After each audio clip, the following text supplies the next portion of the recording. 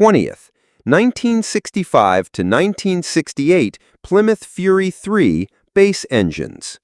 The Plymouth Fury 3 was marketed as a comfortable, spacious full-size automobile possessing the imposing dimensions of a muscle car but none of its performance credentials. In its most common forms, it was a muscle car in size only. The standard engine options were a 3.7-liter, 225-inch slant 6, producing a meager 145 horsepower, or a 5.2-liter, 318-inch V8 that offered a slightly more respectable but still underwhelming 230 HP.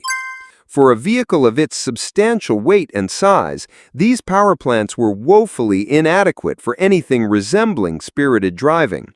While more potent engines like the 383-inch V8 were available, the vast majority of Fury 3s sold were equipped with these base power plants, making them the most common and least desirable versions found on the market today. The collector market has passed harsh judgment on these models. Data from Hagerty for 2025 shows a 1965 Fury 3 convertible with the base 318 V8 valued at a mere $14,500 in number 3 good condition, with a further 20% deduction for the 6-cylinder version.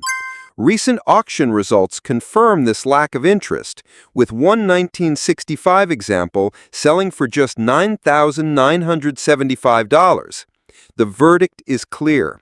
The base engine Fury 3 is a land yacht masquerading as a performance car, offering all the drawbacks of a large 60s automobile: poor handling, terrible fuel economy, and difficult parking, with none of the straight-line excitement.